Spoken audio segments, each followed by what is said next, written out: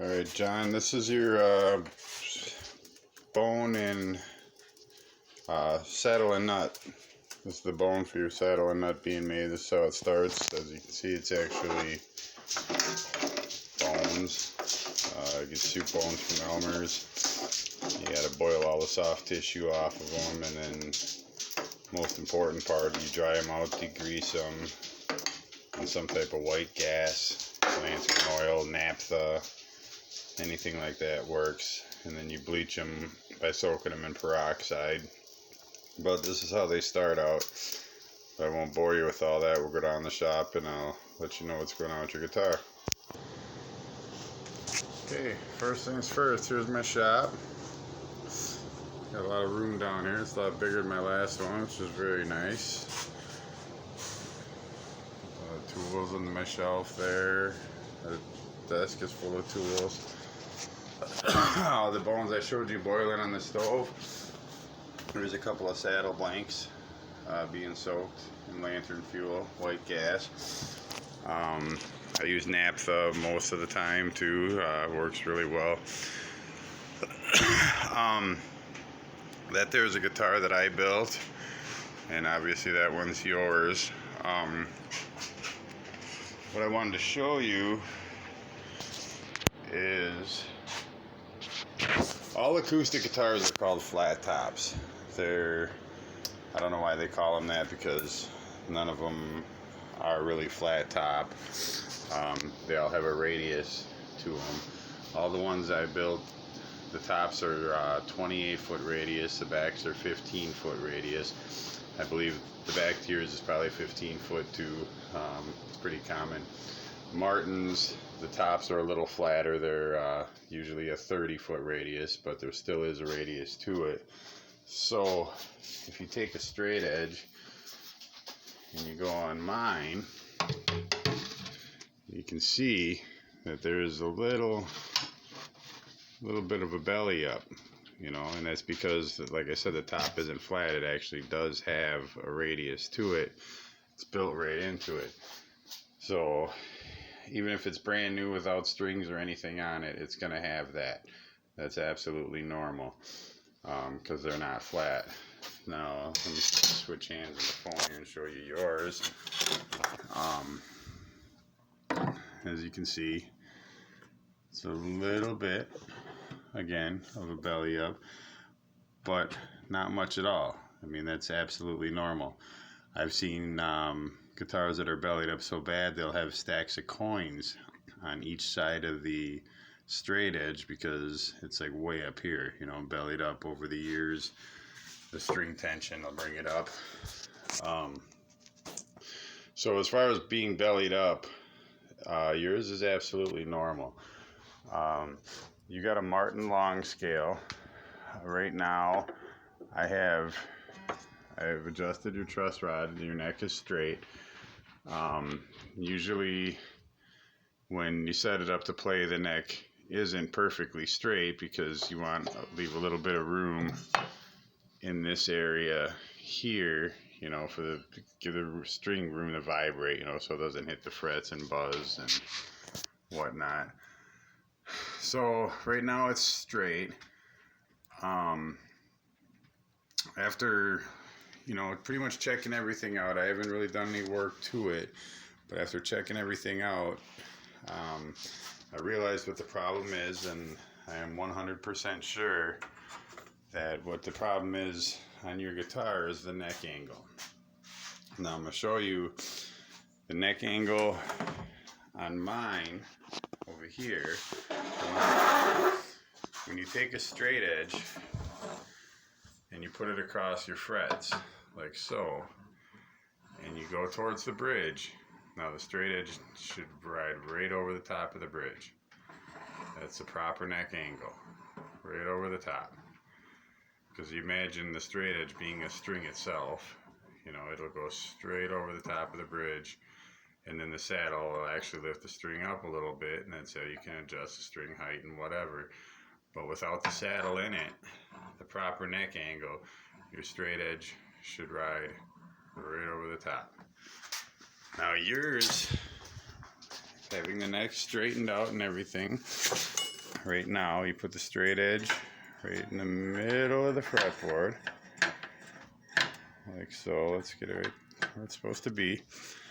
Now, boom. Now you see how it hits the bridge. It shouldn't do that. If the neck angle was right, it would go right over the top. It would hit the saddle, but without the saddle being there, the straight edge should ride right over the top of the bridge. So your actual neck angle is about that far off. So there's actually, I don't know how focus that's going to be, but yeah, as you can see him swinging in the strings here. There we go. So you're about an 1/8 inch hitting that bridge, which in the guitar world is a mile. An 1/8 inch is quite a bit. There's two ways that can be corrected. One is a complete neck reset. Now, what would have to happen with a neck reset is you take the neck off and you remove material from here, down here, and go straight up this way to 0. You know, it's almost like you take like a small angle off there, and I'm just using my finger. That's, you know, way too much. It's literally just a hair. You take just a hair off and angle all the way up to nothing. That way, when you put the neck back on, it's going to sit a little bit more this way. You know, it's going to, right now it's like this, it's going to sit just a hair more this way, and that's going to give you your proper neck angle. You have to take a lot of measurements first before you do anything like that. To do a neck reset, what you would do is you heat up the tongue here. I have a jig that goes over the whole guitar body, leaves this open, and it also leaves the bridge open, because in case you want to take the bridge off, for, you know, those for other repairs. But it fits right on there just like that. And you know, you obviously tape around here, and the heat will loosen the glue. And then I have these little shims that are Kevlar that go under here so it doesn't glue itself back down. And then you introduce steam into the glue joint. Now yours is a little different. It's actually a little easier. If I were to have to do a neck reset on mine, mine's a classic dovetail joint. So a neck reset on one of these, you have to move the 15th fret. You drill a pinhole in there, and I have a jig that has a little tiny pinhole needle that introduces steam down into the glue joint. And then I have another jig that fits over the body and slowly applies pressure to the back of the heel as the steam goes in there after the tongue is loose, and the neck pops off, just the way it went on to begin with. While it's off, you know, it's still warm, you clean out all the glue and all the other crap out of there, and then you leave it dry overnight. And then that's when you take off just a tiny bit of the material, just a tiny bit. You don't want to take nothing off the top of here, because you don't want to change that at all. So it goes from, you take your measurements and you go from whatever you're going to take off, which is usually no more than a 1/16 of an inch or so, down to nothing. So then when you put the neck back on, it sits back this way just a little bit, just enough to give you the proper neck angle. So your guitar, on the other hand, has that little, you can't really see it in the camera, but you know what I'm talking about, that little where it says Martin Custom in there, that's actually pops off, and there's a bolt behind there, and you can introduce the steam through the bolt hole. And then the same thing, it's a mortise and tenon, so you introduce the steam through the bolt hole after the tongue is loosened, and same jig, it applies pressure to the bottom of the heel right here. As the steam's being introduced, you slowly add pressure, and then the neck pops up just like it went back on. You remove the little bit of material, you put it on, and if done correctly, you never even know I was there. You know, I mean, I've done many of them, so I know how to do them. If you don't, it is a very invasive job. It's a very big job. It sounds scary, but it's not. You know, if you've done it before, it's actually pretty routine. I've done quite a few of them.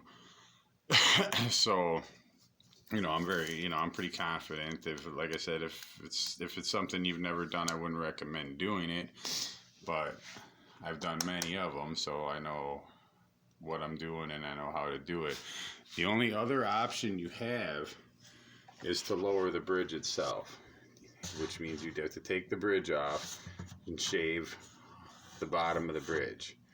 You know, shave it down enough to where when you get my straight edge again, shave the bridge down enough to where it, you know, you lower the bridge itself to where your straight edge will go over it.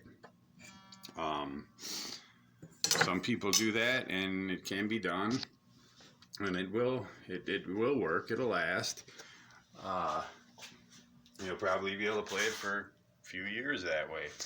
The only problem with that is that later on down the line, when you actually are going to absolutely need the neck reset, you're going to need a new bridge too, because your bridge is going to be too small. That's considered a temporary fix. I personally think the neck reset is the best way to go, because once you get the neck reset, you're good to go. You'll never have to worry about that again for probably the rest of your life. Every guitar in the world out there, I don't care who made it, I don't care how good it is, I don't care how great the craftsman that built it was, it does not matter. Eventually every guitar is going to need a reset. It's made out of wood, it's under a lot of tension, you know, with all 6 strings tuned to pitch. It's 160, 180 pounds of tension, you know, constantly through its entire life. So it's usually not the neck. The neck usually doesn't. The neck's pretty strong, and plus it's got the fretboard to add strength to it. So the neck usually stays in place. It's the body, you know, gets a little out of whack and warped up and this, that, and the other thing, and gets to the point where you're going to need to reset the neck to make it playable again. It is a big job. Most music stores will tell you, you know, if it's not a really expensive guitar, they'll recommend just get a new guitar, because the neck reset wouldn't be worth it, because it is a very big job. It's a very expensive job. But again, I don't make a living doing this. I do this out of, you know, the sheer love of doing it, and, you know, it's just something I really like to do. It's a hobby of mine, and there's, you know, I'm not going to rake you over the coals if that's the route you want to go. I haven't touched it yet because of that fact, because it is your guitar. So I just wanted to let you know the exact problem, and see how you wanted to go about it, what you wanted to do to deal with it. If you want to do the neck reset, we can do that. I can get started on that right away. I was actually going to get you this video, and if that's what you want to do, get started on it tonight. But my phone went wonky, first of all, so I had to factory reset my phone, so I lost everything on here. I had a video already made. This is the second one. And I also ended up just going to the hospital now to have them recheck my head, because I fell off that roof and landed on my head. So I wanted to have them double check everything and make sure, you know, I didn't really seriously injure anything, but, you know, apparently I'm fine. So I just wanted to make this video, let you know what the problem is. Like I said, I'm absolutely 100% positive that's what it is. Since I've had your guitar, I've done a shit ton of research on it. I've found the exact same guitar, the exact same model. It's custom made because it was made for Guitar Center and for Musician's Friend. They made this line of guitars specifically for that, for those stores. And I've read a lot about them. I've went on a couple different forums reading about them, and apparently you're not alone. There's a lot of people that have gotten them that love them, have absolutely no problems with them at all. And then I've read about a bunch of people on there that have gotten them that have had to have neck resets right from the get. I mean, like, the guitar is not that old at all. Usually, you buy a new guitar, it's going to take about 20-25 years before you're going to need a reset. But for some reason, a lot of these, I guess, have had that problem. Some of them I've read about, they had a problem with it separating back here, and all they had to do was go in there, tighten that bolt up, and it pulled it all back into place, and everything was fine. Unfortunately, that's not the case with yours, because everything's tight back, nothing separated here, nothing at all. It's all tight on here, so everything's good here. So unfortunately, yours is going to need the actual reset. Or, like I said, you could shave the bridge down if that's the route you wanted to go. That'd be a little quicker and easier of a job, but again, it's more of a temporary thing, and it's not really the way to fix it. The neck reset is the actual real way to go. Couple things that interested me about the guitar, though, is when I first got it, I noticed now your heel cap right here. I mean, if you look, it's like the heel cap itself isn't on straight, and there's a gap behind there, which that's not a big deal. I mean, the heel of the neck itself is tight on there. Nothing separating or nothing like that. It just looks like they glued the heel cap on crooked or something like that. You can see the wood there. It's almost like it don't fit. And I also noticed that there are file marks on the nut. I know you said that and there is part of the nut's cracked, but it looks like someone went at it with a file at some point. I don't know if you did, or maybe someone slipped with a file at the factory. I don't know. Quality control can only catch so much. Also, this nut is supposed to be made of corian, which is a lot like granite. They make countertops out of it, but it's not. It's a plastic nut. I found one. You see those bones I had boiling upstairs? Well, this is the final product. This is a nut. This is a bone nut I made for the guitar I have sitting on your case right now. And the funny thing is, the guitars I build, I base a lot off of Martin guitars because I love the sound of them. And my dad has a guitar. I forget the brand name of it, but it sounds beautiful. So mine are sort of a mix between my dad's and Martin's. And the funny thing is if I would have made this nut a left-hander, it would fit your guitar perfectly. Not only does it fit perfectly, but if you look, even the string spacing is even dead on. I mean, it's the same thing. And that one's for this guitar here. So, yeah. But if you do a neck reset, part of doing a neck reset at the very end of it is a complete fret job as well. So once you get the neck back on, then you redo all your level, crown, polish, and dress the frets, all the frets too. So that's actually all a part of a neck reset too. So that's where we're at right now. Like I said, there's the two options. You can get the complete fix, which is the reset, or you can lower the bridge. It's going to be completely up to you. Either way, if I do the reset, before I take the strings off, I got to take a whole ton of measurements and everything like that, so I can get it just right to where I can get the exact angle that we need to have. When I do get the strings off, I'm going to poke around in here a bit, and I'm going to check for loose braces. I'm going to check the bridge plate underneath, make sure that's not loose. I don't think any of it is, because if it was, you'd hear rattling and buzzing and things like that, and I don't hear nothing like that, so I don't think there's anything wrong with the braces, but I usually check all that stuff out anyways, just to make sure. I pretty much like to check out everything. So I'm gonna send you this video. Go ahead and watch it. Decide what you want to do, how you want to go. What your next step. You know how you want to go about fixing it. If you just want me to lower the bridge, I can do that. If you want me to reset the neck, I can do that as well. It's like I said, the neck reset's just a bigger job. It's going to take longer. But if you want the bone and nut saddle, that's going to take a little bit anyways, because like I said, that they have to be degreased and it has to be soaked in white gas for a week or two, sometimes more even, a little bit. Sometimes if you take them out, you start working with them, it still feels greasy, you put them back in. But usually about a week and a half or so is usually good enough.